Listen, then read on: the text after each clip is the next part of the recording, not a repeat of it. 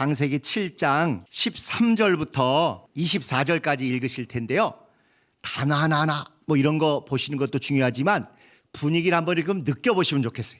이게 지금 하나님이 어떤 분위기로 하시는가. 마침 오늘 제목이 노아의 홍수, 하나님의 주도와 강제와 완결 이런 거니까 그것을 염두에 두시면서 하는 분위기를 느껴보시면서 같이 읽으시도록 하겠습니다. 7장 13절부터 끝절입니다. 시작. 곧 그날에 노아와 그의 아들 셈, 함, 야벳과 노아의 처와 세 자부가 다 방주로 들어갔고 그들과 모든 들짐승이 그 종류대로 모든 육축이 그 종류대로 땅에 기는 모든 것이 그 종류대로 모든 새 곧 각양의 새가 그 종류대로 무릇 기식이 있는 육체가 둘씩 노아에게 나와 방주로 들어갔으니 들어간 것들은 모든 것의 암수라. 하나님이 그에게 명하신 대로 들어가매 여호와께서 그를 닫아 넣으시니라. 홍수가 땅에 40일을 있었는지라. 물이 많아져 방주가 땅에서 떠올랐고 물이 더 많아져 땅에 창이라매 방주가 물 위에 떠다녔으며 물이 땅에 더욱 창이라매 천하의 높은 산이 다 덮였더니 물이 불어서 15규빗이 오름에 산들이 덮인지라. 땅 위에 움직이는 생물이 다 죽었으니 곧 새와 육축과 들짐승과 땅에 기는 모든 것과 모든 사람이라. 육지에 있어 코로 생물의 기식을 호흡하는 것은 다 죽었더라. 지면의 모든 생물을 쓸어버리시니 곧 사람과 짐승과 기는 것과 공중의 새까지라. 이들은 땅에서 쓸어버림을 당하였을 때 홀로 노아와 그와 함께 방주에 있던 자만 남았더라. 물이 150일을 땅에 창일하였더라. 아멘. 저 처음 교회 왔을 때 성경 공부 가르쳐 주신 분 성함이 최창일 집사라는 분이 계셨어요. 여기 보면 창일하였더라. 그냥 자기 이름이 이렇게 성경에 착착 나올 때 얼마나 기분들이 좋으셨을까 싶습니다. 또 오늘 마침 우리가 명절 연휴 한복판에 이 구절을 읽는데 어떤 분은 누구는 뭐만 뵌다고 딱 23절에 이런 거 보세요. 23절에 공중에 새까지라. 이들은 땅에서 쓸어버렸다. 새가 나오고 쓸어버렸다니까 고돌이 싹쓸이 했구나. 이렇게 읽으시는 분도 과거에는 읽었어요. 있었어요. 에? 젊은 분들은 고돌이가 3-5마리라는 일본어에 친숙지 않지만 연세 드신 분들은 새, 고돌이 그때 쓸어버렸다. 이게 그냥 갑자기 막 영감이 이상하게 튀어가지고 이렇게 오버랩이 되시는 분도 계시긴 한답니다. 자, 이제 홍수가 시작됐고 홍수가 다 쓸어버리는 그런 이야기입니다. 올해 정말 우리나라 비 많이 왔죠? 어떻게 이렇게, 그런데 이게 앞으로 어떻게 된대요? 더 많이 온다는 거 아닙니까? 글로벌 워밍, 지구 온난화가 아니라 글로벌 히팅, 지구 열대화래요. 이미 이제 온난화도 옛날 말이 됐답니다. 그래서 나온 말이 뭐예요? 올여름이 제일 추웠다. 무슨 뜻이겠어요? 계속 온도가 올라가서 그나마 올여름이 제일 온도가 낮은, 서늘했다, 추웠다, 이런 우스개가 성립될 정도로 점점 더 더워지면 비가 많이 온다는 건 우리가 다 아시잖아요. 베트남, 태국 뭐 이런 나라들 비 많이 오는 이유가 더워서라는 건 무슨 우리가 과학자 아니어도 상식적으로 다 알고 계십니다. 얼마 전에 리비아란 나라가 강이 휩쓸고 들어갔다 지나간 얘기 들으셨죠? 도시 전체가 댐을 부실하게 지어놓은 게 수십 년 이미 지나서 윗댐이 무너지고 그 다음에 아랫댐까지 무너져서 도시가 다 요만했던 강이 도시 전체를 휩쓸고 지나가서 강이 돼버렸다. 이제 이런 얘기 뉴스에서 보셨을 것입니다. 그리고 아주 정말 도시의 3분의 1 이상이 죽었다는 것 같은 그런 소식이 들리죠. 근데 여러분, 그 리비아란 나라가 어떻게 기억되어 있으냐면요, 여기 큰 건설에서 다니시는 분도 계시는데 리비아 대수로 공사로 물이 없어서 물 끌어들이는 공사를 대대적으로 했던 나라 아니겠습니까? 에? 그래서 그 당시 또 인공위성 얘기 또 나옵니다. 우주에서 지구에 보이는 게 세 가지 있으니 하나는 만리장성, 또 하나는 저 호주 옆에 대산호초, 그리고 이제 우리나라 뻥을 좀 섞어가지고 동아그룹에서 동아건설에서 공사한 리비아 대수로 공사가 워낙 길고 커서 그게 달나라에서 또는 인공에서 보인다, 이런 뻥이 있었습니다. 강남의 어느 교인 박가더른께서 바로 그 리비아 대수로 공사에 동아그룹에 간부를 하시면서 런던에서 모든 물자나 이런 것들을 리비아로 보내는 그런 중역을 하신 분이 계시는데 집에서는 이분을 그냥 믿음 안 좋은 아빠 정도로 보더라고요. 저는 그분을 딱 만나서 이분이 이렇게 대단한 일을 하시는 분이다, 진가를 알아보는데 부인 집사님은 거의 뭐 우리 그 당시 살아있는 귀 뭐 이거 있잖아요. 신앙생활 열심히 안 하면 겨우 그 수준으로 보시더라고요. 그리고 직장이 동아건설에 다니신다는 건 아시는데 뭐 어디 뭐 이때는데 뭐 한다는데 이 정도만 아시더라고요. 그래서 제가 그날 신방 가가지고 그 박가더를 만나죠. 그 대단한 일을 하시는 분 아니시냐고 막 그러니까 사이가 얼마나 좋아졌겠어요. 그날은 설교로 은혜를 끼친 게 아니고 그분이 사회적으로 하시는 일이 객관적으로 얼마나 중요하고 대단한 인간을 알아들이는 그걸로 게임 끝난 것 같아요.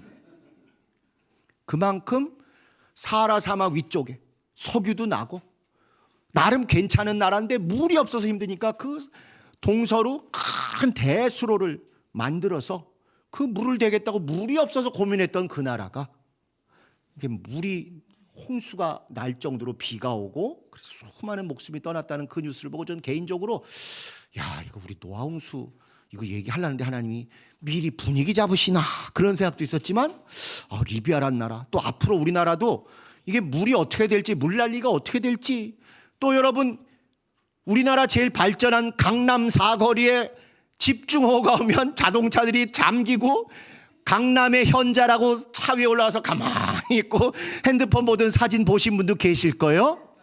그게 또 세계의 수도라는 뉴욕에서 어제 또 똑같은 일이 벌어졌습니다. 비가 한 달 올 비가 3시간 만에 와가지고 지하철 다 철철철철 넘치고 공항 3개 중에 한 군데는 완전히 그냥 물난리가 나서 공항 스톱하고 이럴 정도로. 이제 남의 나라 이야기가 아니라 우리나라 이야기고 언제든지 또 7, 8월에만 있는 게 아니라 이제 12월에도 있을 수 있겠다 싶을 정도로 깜짝깜짝 놀랄 일들이 생기죠. 우리가 의지할 건 딱 한 가지입니다.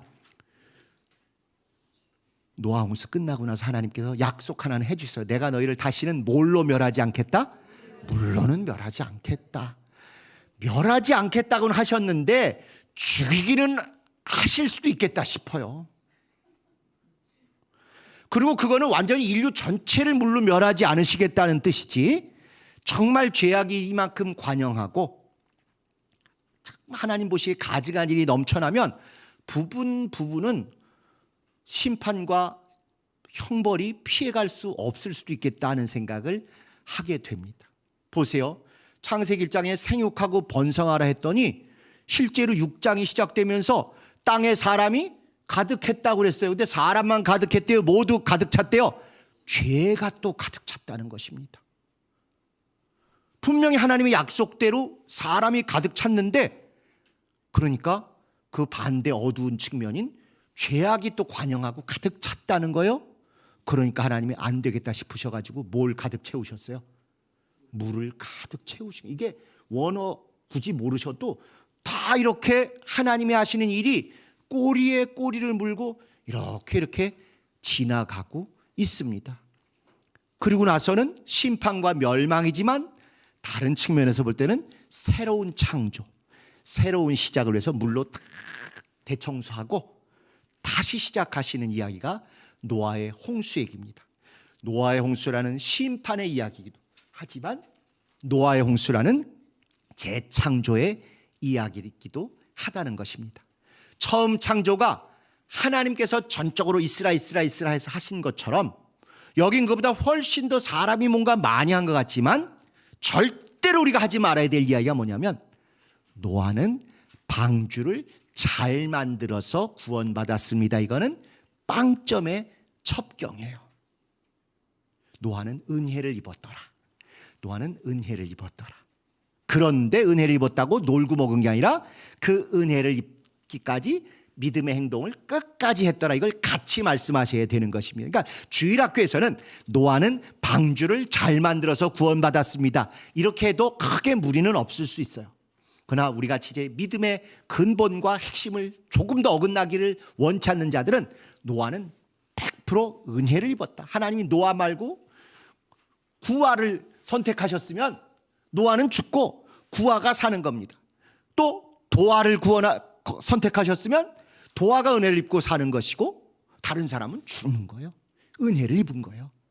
그랬는데 은혜를 입고 났더니 은혜를 입은 자답게 끝까지 멸망한다는 것도 믿었고 너만 살려준다는 것도 믿었고 너는 방주를 만들면 산다 아니라 방주를 만들고 그 안에 들어가서 죽치고 있으면 산다. 방주 만들고 얼마나 잘 만들었나 바깥에서 사진 찍고 인증샷 남기고 이러고 있으면 죽는다. 결국 그 안에 들어가서 생사가 그분께 달려있음을 인정하고 가만히 그분의 때를 기다려서 그래서 은혜를 입고 살았다. 이제 그런 이야기 아닙니까? 자, 오늘 읽으신 얘기는 그냥 쓸어버린다, 다 죽여버린다, 기식이 있는 뭐 아주 그냥 모든 짐승 다 죽였다 이러셔도 되는데 숨이 붙어있는 건 다 죽인다는 뜻으로 기식이 있는 거 아주 숨이 붙은 거 숨을 다 끊어놓겠다 이렇게 쓰신 거예요. 멋있고 폼나는 언어로 번역한 게 문제가 아니라 아주 적나라한 얘기는 숨 붙어있는 거 내가 그 숨 다 끊어놓겠다. 다 싹 쓸어버리겠다. 다 멸절하겠다. 쓸어버리겠다. 오늘의 첫 번째 퀴즈. 쓸어버리겠다는 말이 여기 몇 번 나올까요? 그렇죠. 볼 것도 없어요. 중요한 건 전부 뭐라고요? 3번. 쓸어버리겠다 3번. 자, 우선 개요를 먼저 보실까요? 2번에 나오는 개요를 보시면 3종류의 생물을 방주로 드리게 하셨어요. 항상 3종류. 물론 자세히 세면 5종류예요. 그런데 전부 보면 5종류도 3개들 하나 묶고 다 육지에 있는 짐승들이에요. 그 다음에 이 새들이 또 있어요. 새들. 그리고 사람이 있어요. 오늘의 관심은 하나님은 과학적으로 분류하는 데 관심이 있으신 것이 아니라 오늘 해주고 싶은 이야기에 맞춰서 항상 분류를 바꾸신다 그랬죠.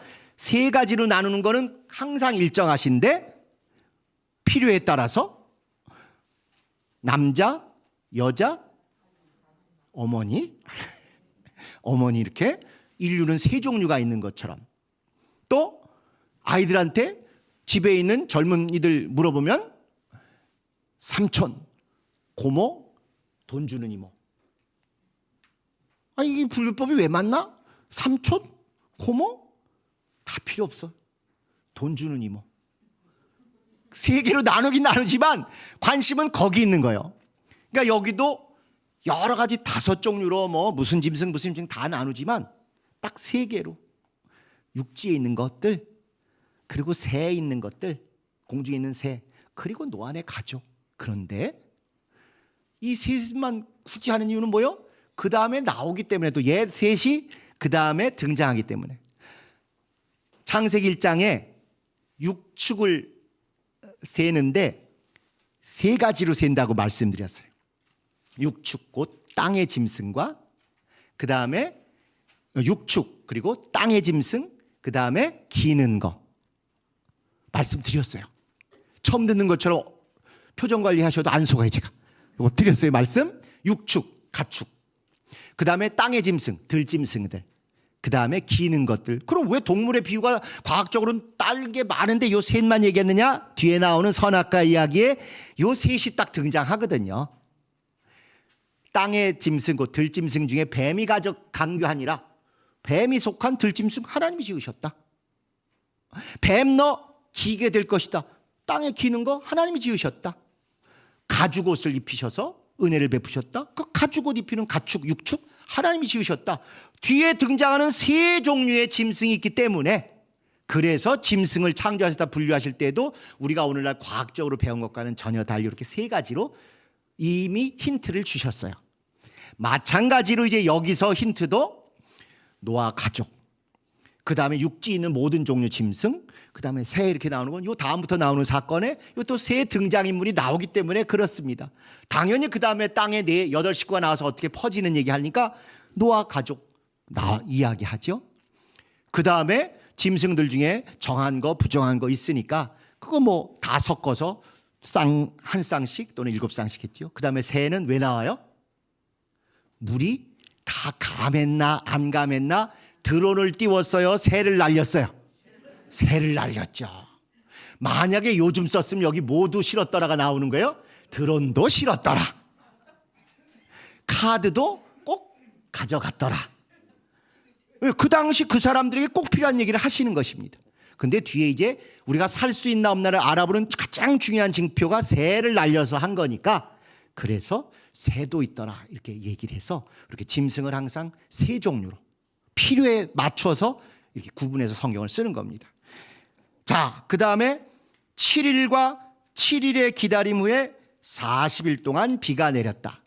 얼핏 볼 때 하나님이 인간이 죄지니까 욱하셔서 열받으셔가지고 홧김에 들러부시려고 홍수를 주셨다 이제 이렇게 느끼지만 이제 요 7장, 8장, 9장까지 있는 모든 걸 보면 하나님이 치밀하게 컴퓨터처럼 정확하게 계산하셔서 하는구나를 여러 군데서 알려주십니다. 그 중에 하나가 여기 나오는 날짜들이 아주 분해는 결합의 역순 이런 거 있어요. 잔치하실 때 그릇 꺼내는 순서 잘 기억하셨다가 잔치 끝나면 반대 순서로 넣으시잖아요. 그릇을 제일 안 쓰고 깊이 있는 거 넣고 그 다음에 자주 쓰는 거 제일 앞에 넣고. 하나님도 일을 하실 때 꼭 그렇게 하셔요. 그래서 처음에 7일 있으면 비가 올 테니까 기다려라고 7일 기다리게 하세요.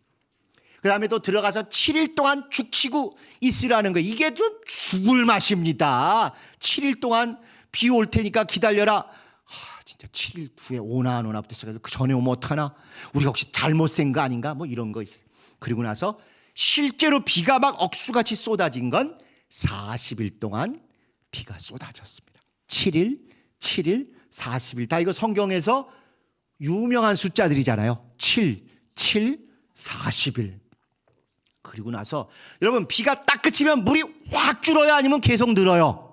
계속 늘잖아요. 뒤에 저 산에서 있던 거 다 모여가지고 특히 저 팔당 쪽에서 강원도 쪽에서 비 와 갔다 끝이면 서울은 하루쯤 뒤에 또는 이틀쯤 뒤에 잠수교 잠겼다, 한강 철교 어디까지 됐다, 뭐 여의도 있는데 거기 올림픽대로 잠겼다, 뭐 이런 얘기 수도 없이 우리가 반복해서 듣지 않습니까? 그것처럼 비는 40일 오고 딱 그쳤지만 물은 계속 늘어서 150일간이 더 늘어가지고 가득 찼어요. 그리고 나서 이렇게 정점을 이루면 그 다음에 정리할 때도 똑같이 물이 빠지기 시작했는데 며칠간 빠졌다고요? 150일간. 그리고 나서 이제 죽치고 야 이제 살았나 죽었나 새를 내보내고 이러면서 그 전에 기다리는 시간이 또 40일. 그리고 나서 새 내보내면서 7일. 그러고 나서 7일 한 번 더. 그래서 7일, 40일 비 오고 150일 넘쳐나고 150일 물이 줄어들고 또 40일 기다리고 7일 배 안에서 이제나 저제나 또 7일 이제나 저제나 하다가 나올 정도로 철저하고 꼼꼼하게 하나님께서 온 우주 만물에 이 홍수 사건을 조절을 하셨어요. 그 와중에 우리가 읽은 부분은 어떻게 보면 여러분 요새는 뭐 녹두 다 이게 계피되고 빠진 거 갖다가 빈대떡 붙이시는 분도 계시지만 옛날에는 담궈 놓고 껍질 깔려고 계피하고 뭐 불리고 계피하고 그 다음에 맷돌 돌리고 야 이게 정말 죽을 노릇이 이어지지요. 그만 이거 하는 전 이렇게 읽으면서 하나님이 이 통에 넣으시고 이거 하시는 것 같아요. 이거 흔들고 빠뜨리고 그렇게 하고 물 좀 더 넣으시고 막 그러시는 느낌이에요. 그러면서 바등바등 이게 버티는 것들이 있잖아요. 쌀 키질할 때 버티는 놈도 있고 뭐 이렇게 잡아내려고 할 때 버티는 놈 끝까지 보고서 집어내고 뭐하고 뭐 이렇게 하듯이 해가지고 다 쓸어버리겠다. 기식 있는 거 다 쓸어버리겠다. 이러시면서 이 우주를, 이 지구를 지금 막 뒤흔드는 얘기가 바로 이 얘기입니다. 자, 그러고 나서 3번에 보시면 방주에 다 들어간 후에 노아를 방주에 닫아 넣으심. 무슨 얘기인가 하니요, 15절 보시면 이런 표현이 있었거든요. 무릇 기식이 있는 육체가 둘씩 노아에게 나와 방주로 들어갔으니 노아가 전부 다 나한테 나와라 명령하고 그것들이 다 이제 노아 지시로 들어갔어요. 여기 나온 대로 모든 것들이 노아에게 순종해서 나와 방주로 들어갔대요. 그런데 노아에 대해서는 그 다음 절에는 들어간 것들은 모든 것의 암수라 하나님이 그에게 노아에게 명하신 대로 들어가매 마지막에는 여호와께서 노아를 닫아 넣으시니라. 노아는 그럼 이제 됐다, 내가 들어가서 이제 잘해야 되겠다, 이게 아니고 하나님이 들어간마 확 잡아가지고 확 넣어버리시고 문을 바꿔서 꽝 닫으셨다. 지금 그 얘기를 하는 거예요. 아니, 노아를 신뢰하셔서 다른 거 다 하도록 계획도 알려주시고 어떻게 하라고 해서 지금 다 노아가 그 하나님의 지침대로 잘 지도를 하고 있어요. 잘 리드 해가지고 짐승들이 다 들어왔어요. 다 세보고 빠진 거 없이 다 해서 완성했는데 노아만 하나님이 여호와께서 그를 닫아 넣으시니라. 단계가 다른 거예요.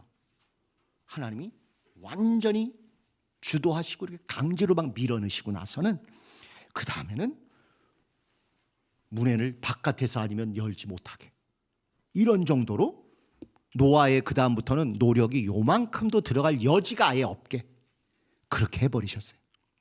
그러고 난 다음에 이제 개요 4를 보시면 그 다음에 물이 막 불어나가지고 물이 방주를 떠다니게 막 이렇게 하는데 항해가 아니고 그냥 물이 뜨면 배도 같이 뜨고 물이 낮아지면 같이 가라앉고 물이 쭉 흐르면 그쪽으로 가고 물이 멈추면 배도 멈추고 정말 일거수일투족 내가 할 수 있는 게 아무것도 없이 전적으로 하나님께 맡긴다는 의미를 배 모양, 배 규격부터 완전히 인간 항복 전적으로 이제부터는 하나님이 하시는 거, 만드는 것까지는 그렇게 인간이 최선을 다했지만 죽고 사는 문제는 하나님이 하시게 이렇게 했다는 것입니다. 그러다가 여기 보시면 20절에 물이 불어서 15규빗이 오름에 산들이 덮인지라.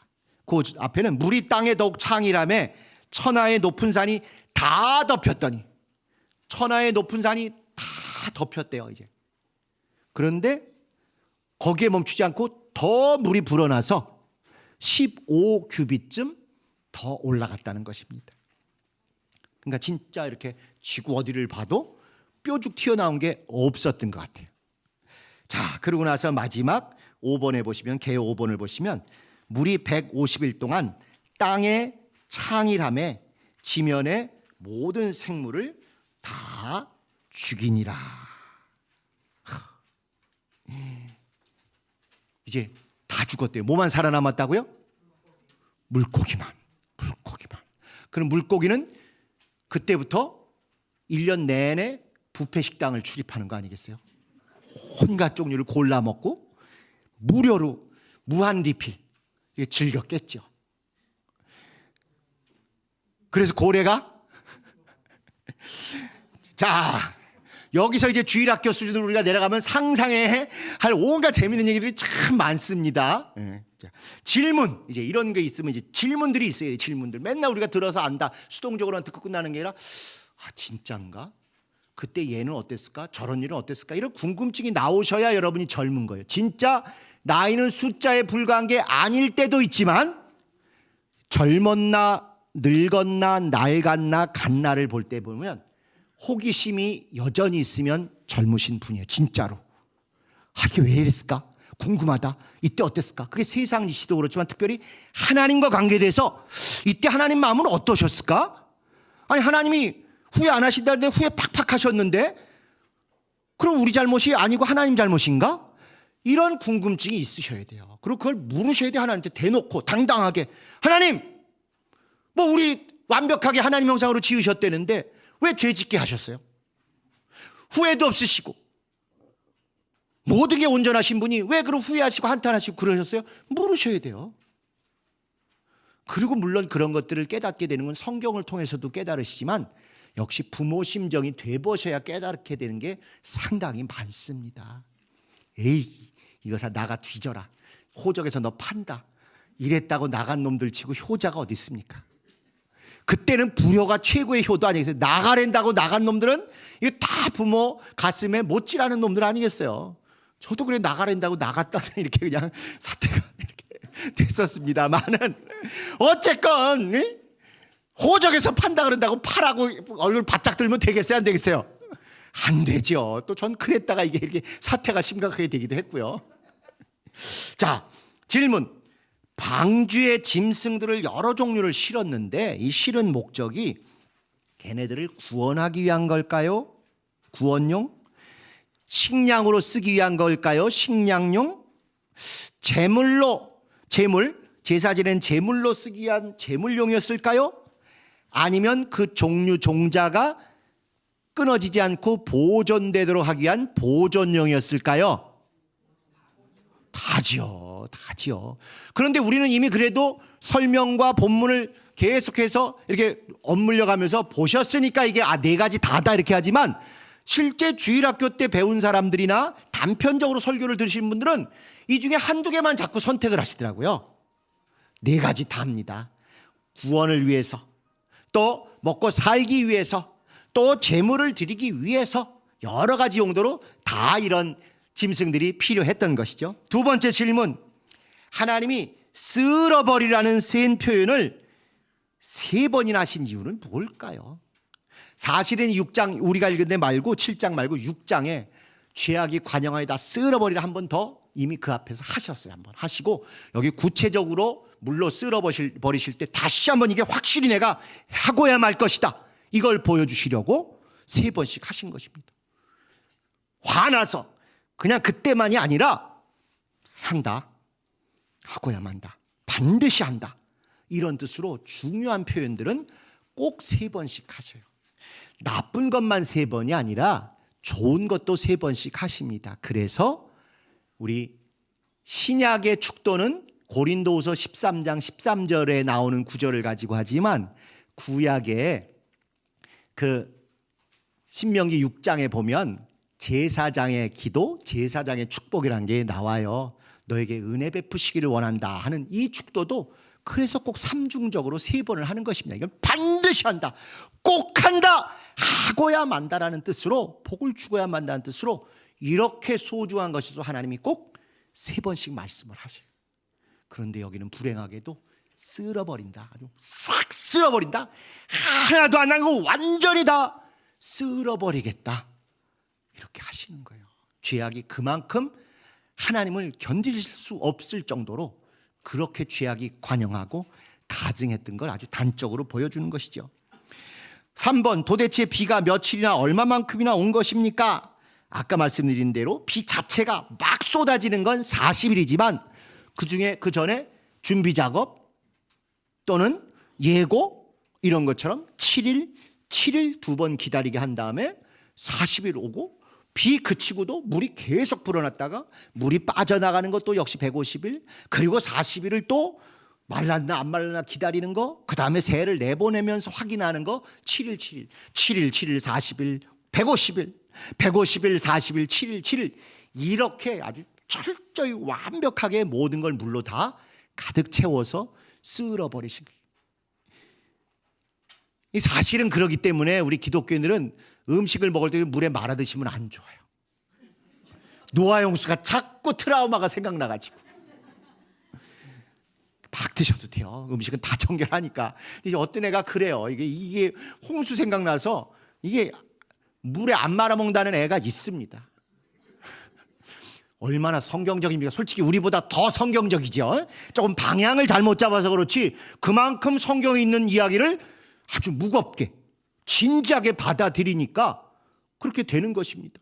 우린 대신 그런 거 아니고 이런 우습게나 알고 있잖아요. 식인종 아빠하고 식인종 아들하고 대중 목욕탕 가서 보고 뭐라 그랬다고요? 누가 다 우리 밥에 물 말아놨다고. 그런 거나 우리는 교회 다니기 전에 생각을 했는데 그 아이는 이 노아 홍수를 보니까 이 물 말아먹는 건 다 죽이는 거구나. 이러면 안 되겠다. 이 생각을 했다는 거예요. 얼마나 갸륵합니까? 자, 도대체 그 많은 비는 어디서 온 것이며 어디로 간 것인가? 이제 우리가 부분적으로 배우기는 하늘의 창들을 여기 냈다고 했으니 저 운물과 아랫물에 있는 운물이 다 흘러 떨어져서 이 아랫물로 가득 찼다. 이제 이렇게 하는데 각 설교자들이 가장 조심해야 할 거는 뭐냐면요. 그 당시 자기가 알고 있는 과학 수준, 자기가 알고 있는 상식 수준을 가지고 이게 불변하는 성경의 진리라고 얘기하는 순간 성경은 그 다음 세대에 갈 곳을 설 곳을 잃어버려요. 60살, 70살, 80살 될 목사님들이 배우셨던 시대의 과학 지식은요. 지금 10대, 20대 아이들이 알고 있는 과학 지식의 10분의 1에도 못 미칠 뿐만 아니라 정확도는 형편없이 떨어집니다. 이미 이 아이들은 어려서부터 지구 위에서 지구를 내다보는 것을 상식적으로 알고 사는 아이들이에요. 우주가 크기가 얼마며 이곳에서 이곳까지 간다고 할 때 어떤 일이 벌어지는지를 다 알아요. 며칠 전에 제가 한 2달 됐는데 어떤 집사님이 아주 고민을 하면서 우리 아이가 공부를 잘해서 좋긴 한데 너무 과학을 좋아해줘. 양자역학과 빅뱅과 뭐 이런 거 진화를 막 하다 보니까 그렇게 열심히 교회를 다니던 애가 요즘 회의에 빠진다는 거예요. 여전히 주일학교에서 결론은 혹시 틀리지 않았는지 모르지만 말도 안 되는 과학적이라는 설명을 섞어서 하니까 애가 선생님 말이 들어오질 않는다는 거예요. 아무리 신앙도 있고 교회를 가고 열심히 하는 편인데도 그 전까지는 그 학교 걔가 중학생인데 중학교 3학년 형이 그 학교에서 전교 1등이래요. 그 3학년 형이 야 임마 성경이 맞는 말에 이렇게 할 때 애들이 다 그냥 통했대요. 전교 1등이 그러니까. 그러나 자기들이 이제 하나씩 들어가면서 올라가면서 읽어보고 듣고 이러다 보니까 아니라는 생각이 자꾸 들기 시작하는. 그래서 과학에 대해서 과학 위에 성경을 이렇게 얹어놓고 그걸로 과학으로 뭔가 입증을 하려고 하는 순간 이 과학도 지금 완벽한 게 아니라 조금 지나면 더 완벽한 얘기들이 나오고 해서 성경을 젊은 아이들에게서 자꾸 우스꽝스럽게 만드는 오류를 범합니다. 운물과 아랫물, 운물이 다 떨어지면요 이미 오존층을 비롯해서 우리가 들은 풍월이 있잖아요. 저기서 자외선을 차단하는 그런 물들이 없는 순간 우리가 어떻게 된다. 또 그것을 더 나가서 그때 홍수 때 다 쏟아졌기 때문에 1000살 가까이 살던 사람들이 오존층이 피해되고 자외선 때문에 어떻게 됐다. 그럴듯한 거지만 전혀 그렇지가 않습니다. 게다가 이제 우리가 비가 이렇게 많이 오는 시대를 또 살아보면 전에 전혀 알지 못했던 그런 현상을 또 발견하게. 지난주에 지구의 자전축이 왜 기울었다고요? 조금? 물이 무게중심이 바뀌어가지고 그 옛날에는 상상도 못하던 일이에요. 여전히 성경은 땅을 평평하다고 묘사하고 있어요. 내 모서리에서 바람이 온다. 지구 내 모서리에서. 이거 벌써 소위 천동설, 지동설 그 시절에 이미 끝난 이야기 아닙니까? 지구는 네모나지 아니하고 동그랗다. 평평하지 않고 이렇게 둥그스름하다. 그런데도 성경은 그것을 과학책으로 쓴 것이 아니고 시적으로 문학적인 측면에서 썼기 때문에 그리고 그때그때 필요하게 설명을 위해서 눈에 보이는 현상을 가지고 썼기 때문에 그런 걸 쓴 것이지 그걸 가지고 이게 과학이다 진리다 해서 지구는 네모나다. 지구는 평평하다. 해가 서쪽에서 떠요? 동쪽에서 떠요? 해는 뜬 적이 없다잖아요. 지구가 방정맞게 싸돌아다니고 있는 거잖아요. 우리 이제 알면서 이걸 이렇게 소화를 해야 되는데 만약에 그렇지 않고 이게 마치 절대적인 과학인 것처럼 주일학교에서부터 이렇게 얘기를 하기 시작하면 아이들이 그것과 전혀 다르고 분명한 증거가 있는 것들을 받아들이는 순간 성경에 대해서 뭐라 그래요? 뻥이요 이런다니까요. 그래서 이 물이 어디로 갔는가 여러 가설들이 있어요. 예를 들면 그때 그 물들을 하나님이 모으셔서 얼려놓으신 것이 뭐라고요? 북극과 남극의 빙하고 이런 거다. 그럴 수도 있을 거예요. 그렇지만 또 저 북극과 남극을 더 자세히 연구해 보면 거기 있는 물질들이 예를 들어서 10억 년 전 거다 그러면 어떻게 하려고? 또 그것이 토양이나 이런 걸 담지 않고 거기에 포함되어 있지 않고 전혀 다른 요소로 이루어져 있다, 이런 걸 또 밝혀내면 인물이 아니었나 보네. 이때는 이미 영혼들이 교회를 떠나간 다음일 수도 있다. 그래서 궁금증은 같지만 계속 귀를 열어두고 그럴 수도 있겠다, 그럴 수도 있겠다. 과정은 자세히 쓰지 않으셔서 어디서 온 물이며 어디로 간 물인지는 모르지만 그럴 가능성도 있고 이럴 수도 있겠다 하고 마음을 열어놓고 아이들에게도, 아빠는 또는 할머니는 그건 잘 모르겠는데 네가 좀 이 성경이 하나님 말씀인 건 분명한데 그런 과학적 지식을 통해서도 어떻게 이게 맞는지 한번 네가 좀 밝혀보면 좋겠다, 이렇게 유도를 하셔야 돼요. 제가 조금 아까 예를 든 그 학생에게는 미국에 있을 때 이미 미국 학생들은 그것을 3, 4년 전에 다 겪었거든요. 그래서 그 미국에서 아주 뛰어난 신학자들이 그들의 그 젊은 또는 어린 아이들이 확실히 이해할 정도로 아주 잘 써진 책들인데 그게 번역본도 나와 있어요.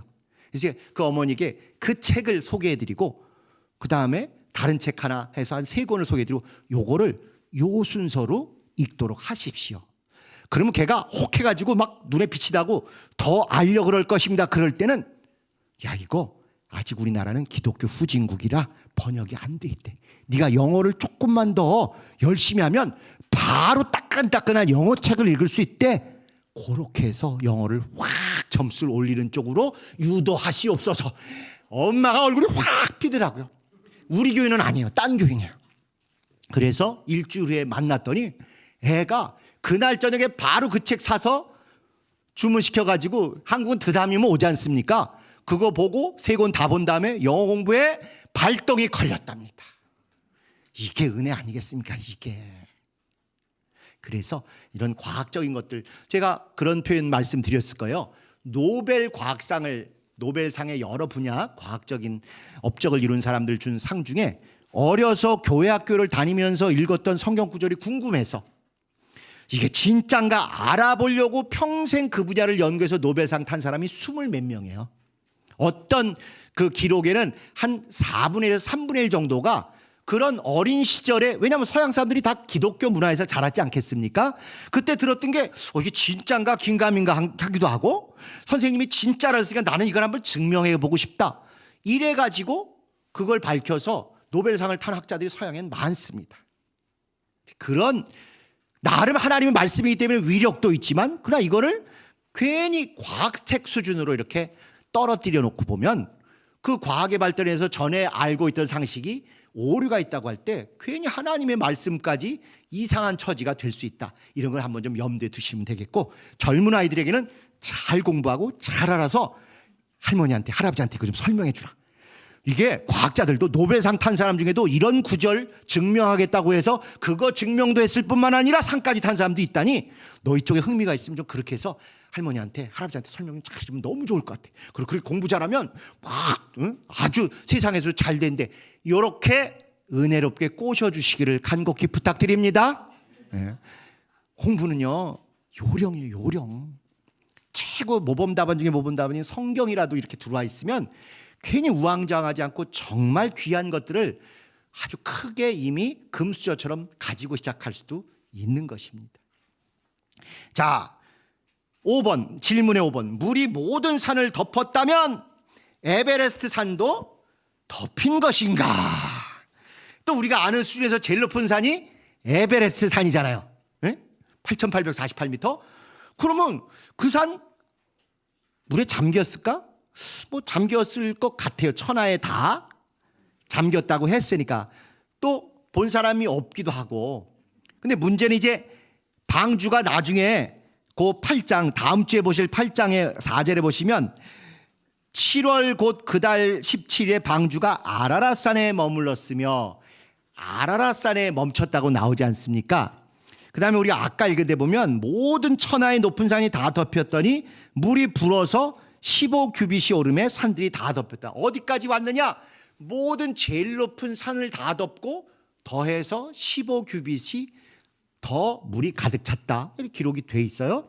그러면 만약에 에베레스트 산이까지 다 잠겼으면 8,848m에다가 요 15규빗이면 약 7m입니다. 8,800 55m 되시겠습니다. 그때 온 비의 강수량이 해발 거기까지 이제 비가 온 거죠.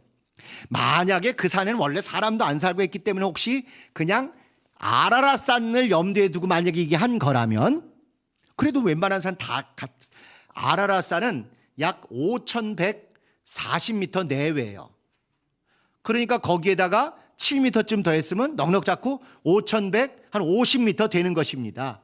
그래서 한 5,000m 이쯤 쫙 왔을 걸로 짐작이 되네요. 아니면 8,000m, 9,000m까지 왔든지 5,000m 왔든지 3,000m 더 왔기 때문에 안 믿어지시는 분 한번 손 들어보세요.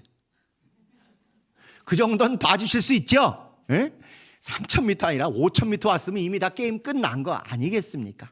그래서 실제로 물이 모든 산을 덮었다면 에베스산도 덮은 것인가? 덮였을 수도 있고, 여기 덮였다고 했으니까 굳이 아라랏산을 자꾸 생각이 나면 아라랏산도 꽤 높은 산이어서 5,100m가 넘으니 이미 다 익사했을 걸로 보인다.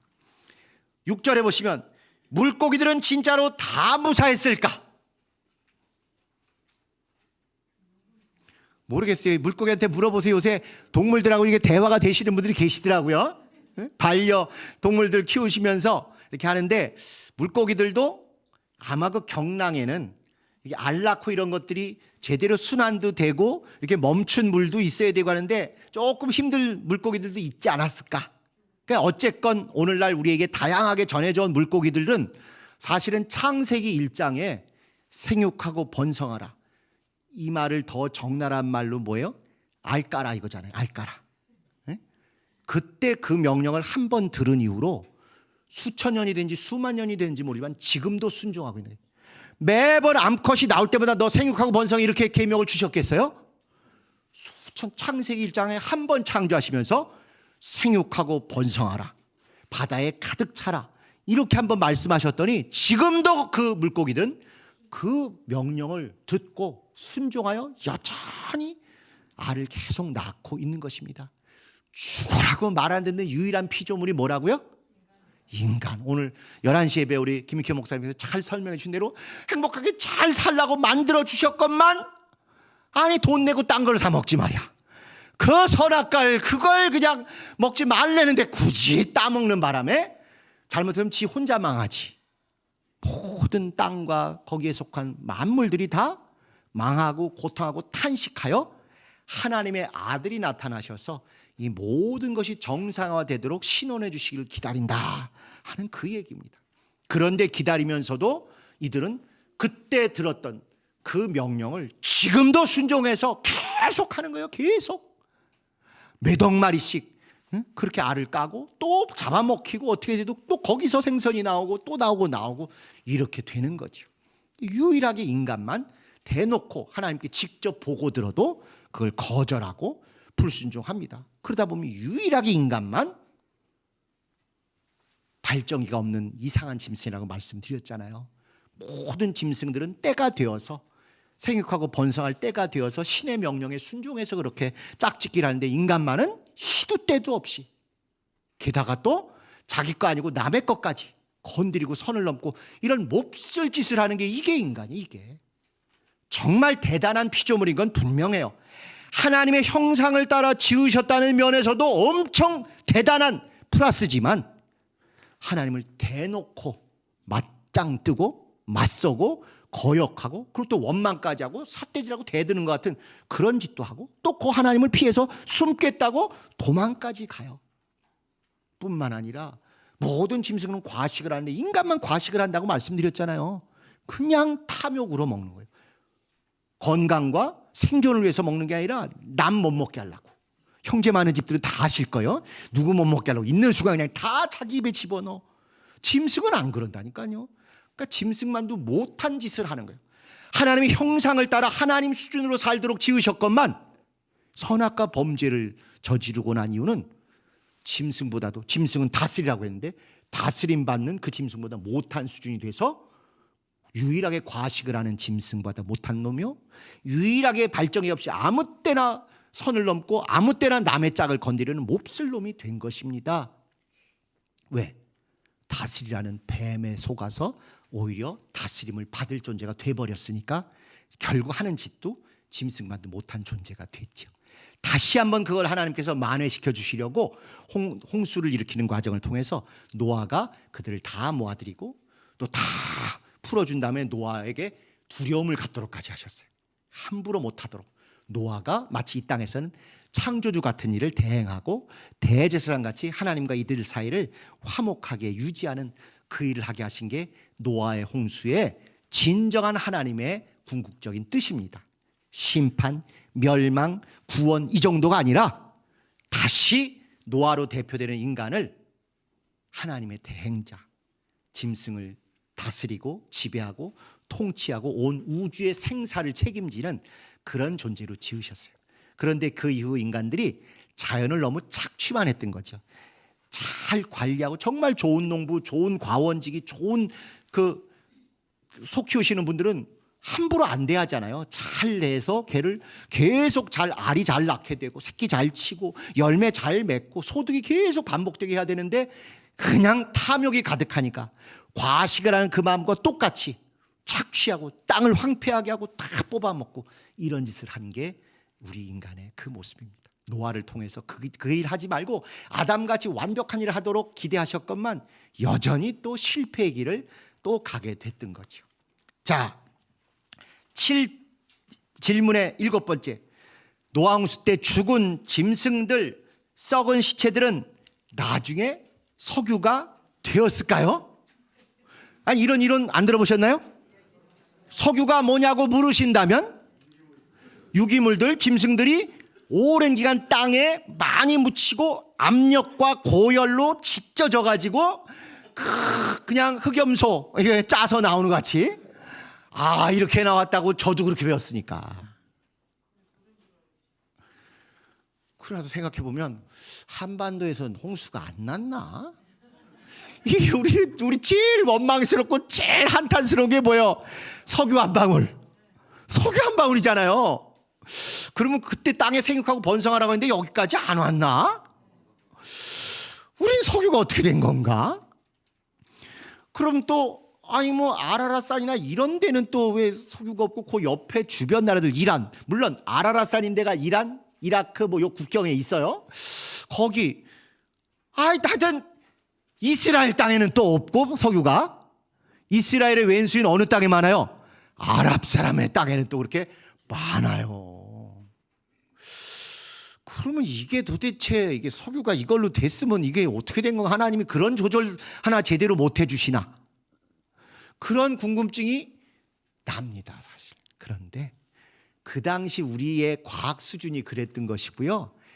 아무리 많은 짐승을 갖다가 고열로 뭐로 해서 탕집 짜는 데 가서 그 무슨 원이라지 건강원 하죠. 아무리 해도 그만큼 안 나온대요. 석유는 원래 지구 생길 때부터 언제인지 모르지만 그때부터 그 자리에 있었답니다. 하나님이 어떻게 될지 인간의 발전에 맞춰서 그때 쓸만한 모든 광물, 모든 자원들 다 이미 이 안에 넣어 두신 걸 우리가 뒤늦게 발견하고 이용하고 이러는 거죠. 아니 공룡 아무리 짜봐야 참기름병 하나 나올까 싶을 때가 있어요. 물론 기술에 따라서 더 나올 수도 있겠죠. 그래서 과거에는 이게 당연시 됐었는데 석유의 매장, 분포도를 이렇게 보면 분명히 전 세계적으로, 전 지구적으로 다 홍수가 돼서 다 가라앉았으면 이게 물 위에 떠서 또는 땅 위에 떠서 썩긴 했어도 이렇게 그 아래 지질적인 변화가 일어나서 묻히고 우리 또 인절미 할 때 이거 여러 번 이렇게 접는 것 마냥 땅에 여러 번 접혀서 저 밑에 들어가서 완전히 이게 다 녹즙이 돼서 집이 돼가지고 나오기는 너무 시간이 오래 걸리고 또 너무 많은 분량이 필요해요. 게다가 바다에도 있잖아요. 바다에도 그 바다는 그럼 원래 육지여서 그럴까? 그런 설도 있잖아요. 들어보셨을까요? 육지가 바다가 되고 바다가 육지라면 바다가 육지가 되기도 하고. 그래서 뭐 저기 안데스 산맥에 보면 유운이라는 무슨 그 유명한 그 소금 호수 사진 같은 것도 보신 분이 계실 거예요. 그 산꼭대기 몇천 미터에 소금 호수가 왜 있어? 저 밑에 있다가 아마 지각 변동으로 올라갔나 보다. 이런 가설들이 많이 있지 않습니까?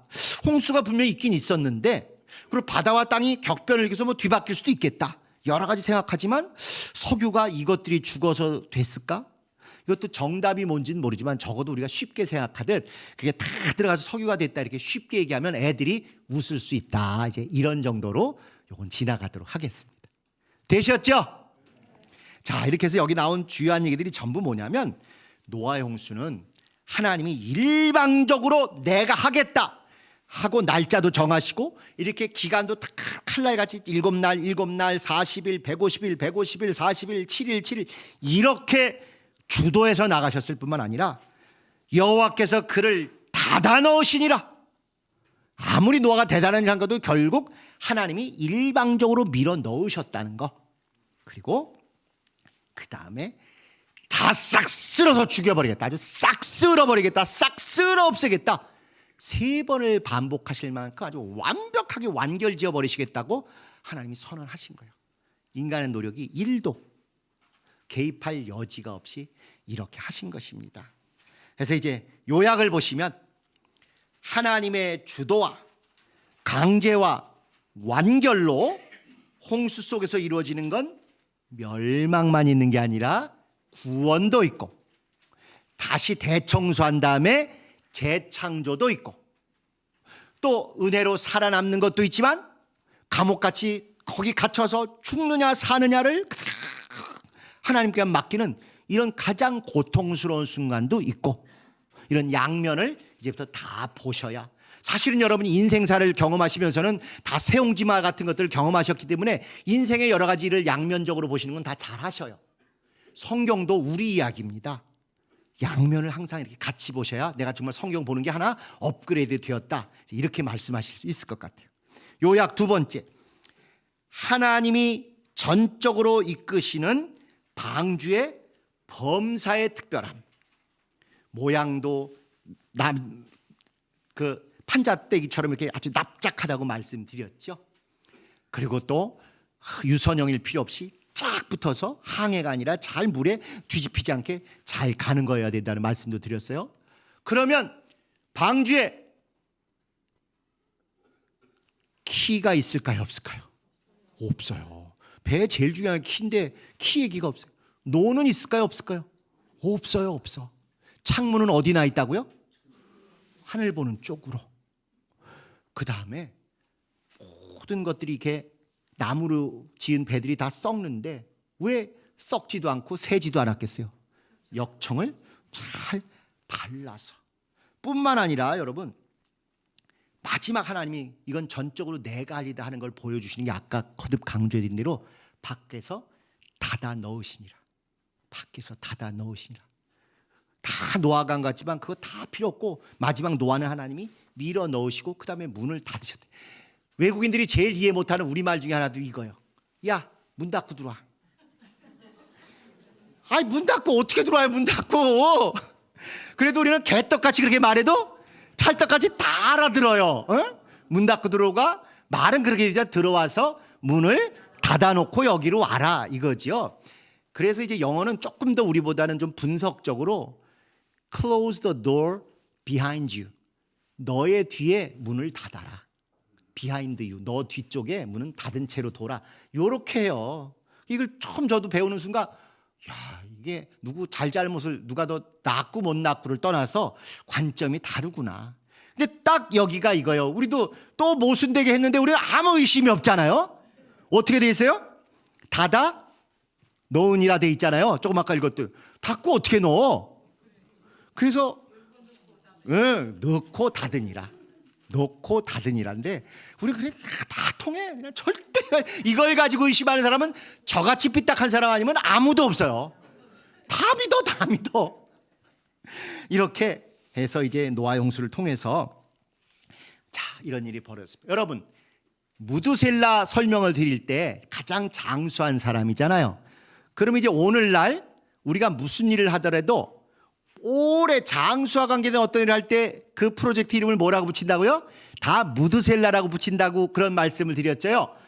유전자 중에서 어떤 인자가 가장 장수와 관계되느냐를 발견한 사람은 그 유전자를 뭐라고 이름 붙였다고요? 무드셀라 유전자. 이렇게 이름 붙였어요. 그 다음에 세계에서 제일 오래 살았던 저 샌프란시스코에 큰 나무가 있는데 이 나무 이름은 뭐라고요? 무두셀라 나무 이겁니다. 자, 그러면 오늘날 과학자들이 어떤 것을 오래 보존하고 끝까지 지키려고 하는 것들을 특별히 시간이나 장소나 시설을 만들어서 할 때 거기에 무슨 이름을 붙이겠어요? 노화 또는 방주 이렇게 붙이겠죠. 그래서 이런 것들을 방주는 이런데 지금도 계속 사용당하고 있습니다. 전 세계에 식물 종류가 자연이 막 훼손되고 환경이 나빠지면서 없어지는 식물이 있다 이런 거 들어보셨을 것입니다. 식물 다양성 협약 뭐 이런 것들인데 그래서 이 땅에 있는 식물들 어느 하나도 이 땅에서 멸절하고 없어지지 않게 하려고 모든 식물의 종자들을 다 모아서 보관하는 그런 창고 그런 아주 이런 돔 같은 게 있는데 저기 그런 더워야 되겠어요? 서늘해야 되겠어요? 서늘해야 되겠죠? 그래서 그게 있는 게 저 노르웨이에 북극에 가까운 스발바르 제도라고 섬에다가 그걸 놓은 게 세계 종자 보관 창고 이런 게 있어요. 그게 노화 방주를 본떠서 그런 일을 한 것입니다. 자, 일찍이 앞장서서 유엔과 관계해서 그런 일을 한 게 있다면 우리나라는 그런 거 할까요? 안 할까요? 우리 달라졌어요. 우리도 해요. 우리도 서늘한 태백산맥 끝자락에 봉화에다가 종자 보관소를 만들었어요. 그래서 아마 유튜브 같은 데 한번 쳐보시면 나옵니다. 그리고 거기에는 이제 보존을 위해서 하고 그래도 수시로 꺼내서 연구도 해야 되고 이러니까 거기까지 또 가서 공기 버리고 이럴 수 없어도 전주랑 수원 같은 데다 이렇게 종자 보관소 연구소들 우리도 또 하고 있습니다. 다 그게 방주 프로젝트의 일환이에요. 또 이제 우크라이나 전쟁에 관심이 많아요. 우크라이나가 제가 무슨 연관이 있는 것도 아니지만 저 못된 깡패짓 하는 러시아에게 우크라이나 같은 나라가 굴복하면 앞으로 세상에선 주먹 센 놈들이 설치지 않겠는가? 우리 교회도 주먹 센 놈이 설치는 걸 우리가 이기자고 이렇게 하는 건데 그래서 이제 그런데 그중에 히르키우라고 처음에 제2, 제3의 도시를 막 폭격하는 얘기를 들을 때 제가 가슴이 덜컹하더라고. 그 히르카우라는 거기에도 우크라이나가 운영하는 그 동유럽 쪽에 유명한 종자 보관소가 있어요. 그래서 거기 망치면 폭격을 엄청 했대는데 거기 무너지면 어떡하냐 괜히 오지랖을 떨고 있더라고요. 제가 나중에 봤더니 다행히 거기는 막 지구 종말 때까지 보존하고 지키기 위해서 하는 그런 게 아니고 연구용으로 있어 그렇게 뭐 대단하진 않다는 것 같아요. 어찌됐거나 이렇게 뭔가 필요하다고 할 때는 사람들이 노화의 방주를 연상시키는 방주 프로젝트를 합니다. 이 정도가 아니라요. 우리보다 확실히 앞서서 미래를 생각하는 사람들은 지구의 종말이 올 수도 있겠다. 이런 환경 오염 때문에 그러면 우리가 가서 살 수 있는 곳이 과연 달이 될 수 있느냐? 금성은 너무 태양하고 가까워서 뜨거워서는 도저히 어려우니 조금 춥더라도 먼 화성에 혹시 갈 수 있지 않겠느냐? 이런 것들을 하면서 거기서 지구의 인간들을 피신시키고 또 정착할 수 있게 하는 그 프로젝트가 바로 아크 프로젝트입니다. 노아의 방주라는 방주가 ARK에서 아크 프로젝트라고 해요. 또 다른 앞선 사람들은 전제 정치, 폭력 정치 때문에 억압받는 사람들이 세계의 여러 나라에 있지 않습니까? 그럼 이제 뜻있는 사람들이 그 사람들의 망명을 도와주고 또 그 사람들이 대충 사는 사람들이 그 나라에 또 그것을 민주화를 위해서 애쓰고 수고하는 지도자급도 있으니까 어떻게든지 그들을 잘 빼와서 망명시키고 보호해주기 위한 프로젝트를 유지하는 뜻있는 사람들도 있어요. 역시 무슨 프로젝트겠어요? 방주 프로젝트. 이렇게 지구를 넘어서 우주로 또 이렇게 지구 안에서도 종자를 또 보존하려고 하고 그런데 우리나라는 종자 보존하고 이래서 될 수준이 아닌 걸 너무 일찍 알아서 결국은 가장 소중한 종자가 우리 자녀들 그리고 그들을 보존한다는 게 안 다치게 지켜주는 정도를 교육을 시켜야 된다는 걸 가장 먼저 깨달은 노아의 방주에 가장 적나라한 실천을 한 그런 나라가 우리가 됐던 거예요. 유대인들이 말이에요. 이렇게 다니면서 얼마나 많이 뜯겼겠어요. 우리는 히틀러에게 600만 죽은 것만 알죠. 중세에도 몇십만 단위로 많이 죽었습니다. 근데 그 유대인들을 계속 보니까 장사를 잘해가지고 돈을, 재산을 많이 갖고 있더라고요. 땅도 있고 집도 있고. 그러니까 아무리 그럴듯한 말을 하면서 뺐지만 결국 핵심은 뭘 뺏으려는 거예요? 돈 뺏으려고 하는 거예요. 그러니까 유대인들이 겪어보니까 아, 돈을 뺏기는구나. 돈을 갖고 있으니까 이거 안 되겠다. 빨리빨리 우리가 피신하고 감축이 제일 좋은 게 뭘까 해서 눈을 뜬 게 바로 성막이나 이런 걸 아마 만들면서 터득한 이치인지 다이아몬드에 눈을 돌린 것입니다. 다이아몬드. 그래서 여러분은 물론 뭐 다이아몬드에 전혀 관심이 없으시겠지만 세계 최고의 드비어스를 비롯해서 이런 것들은 전부 유대인들이 가진 다이아몬드예요. 그래서 다이아몬드를 사가지고 그거는 감추기가 좋잖아요. 그래가지고 이렇게 넣고 이렇게 넣고 이렇게 또 도망 다녔어요. 그런데도 역시 그것도 있다는 소문이 나가지고 죽이지 않습니까? 죽이고 뺐겠죠. 절대 못 뺐을 걸로 해야 되겠다 해서 자녀들 교육에 더 역점을 두는 것입니다. 그런데 우리는 그런 걸 뭐 경험한 것도 아닌데도 불구하고 어떻게든지 우리의 미래는 자원도 없고 땅도 없고 뭐 종자 보관하고 어쩌고도 그것도 큰 일이 아니고 교육시켜서 내 아이들은 나같이는 살지 말아야 되겠다. 나보다는 더 잘 살아야 되겠다. 나보다는 사람답게 살아야 되겠다. 막연하고 사실 얼마나 정말 정직하고 적나라한 마음입니까? 그렇게 해서 우리 부모님 세대 때부터 정말 교육의 열심으로 씨앗을 지키듯 그렇게 우리 아이들을 씨앗처럼 보존하고 좋은 씨앗으로 잘 키워준 교육의 힘 덕분에 오늘날 여기까지 온 것입니다.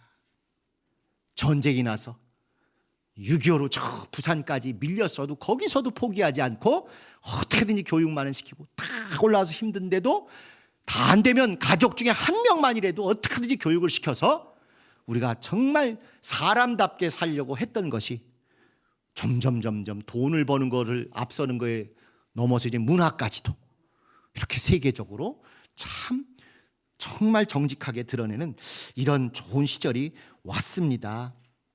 이제 성경은 바로 이런 것을 가장 중요한 신학적 주제로 남은 자 사상이라고 해요. 남은 자 사상. 남은 자를 통해서 하나님이 항상 역사하시더라. 노아의 8명 남은 거 가지고 인류를 오늘까지 끌어오셨잖아요. 그러니 10명만 있어도 되는데 10명이 없는 거예요. 아브라함이 나중에 의인이 10명만 있어도 소돔과 고모라를 멸망시켰습니까? 찾아봐 있나? 10명이 없는 거예요. 8명. 그리고 그런 남은 자 사상이 있기 때문에 여러분이 아는 걸 예를 든다면 이스라엘이 다 우상 숭배할 때 엘리야가 막 앞장서서 싸웠다가 나중에 나 다 죽게 생겼습니다. 저 최세벨이 막 죽이려고 그래요. 아니 최세벨이 아니고 뭐죠? 이세벨이 막 죽이려고 그래요.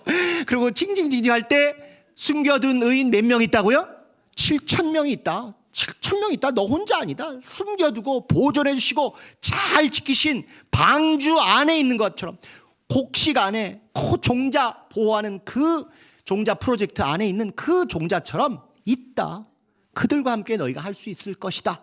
이렇게 하시고 바벨론 포로 가서 다 멸망한 전에 돌아오는 자 중에 남은 자가 있다. 또 여기 기다린 자 중에 남은 자가 있다. 충분하다. 양이 많다고 다가 아니다.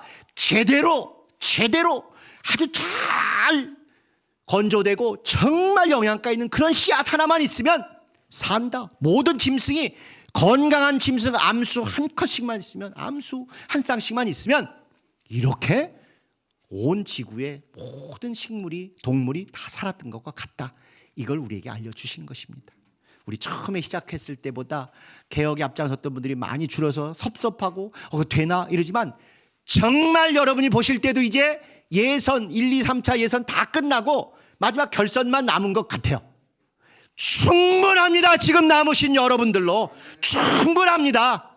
그래서 우리가 다 한 다음에 다시 힘들었던 분들도 다시 오게 한다면 방주의 8명으로 온 인류를 다시 만드신 하나님, 남은 자를 끝까지 책임지시고 지키셨다가 더 좋은 종자로 더 좋은 결실을 주신 하나님께서 우리를 통해서 건강한 교회, 행복한 교회, 주님이 기뻐하시는 교회 온전히 성공하게 된다는 걸 믿으시고 함께 하시는 여러분 되시기를 예수님의 이름으로 축복합니다. 우리 시간 같이 기도하실 때 하나님 수천 년 전이든지 수만 년이든지 노아의 방주 사건이 오늘 우리에게 가장 우리의 이야기요, 정직한 고백이요, 진실한 체험이 되어서 남은 자를 통해서 이루신 하나님의 영광을 보게 해달라고 다 같이 통성으로 기도하시겠습니다. 하나님 아버지 역사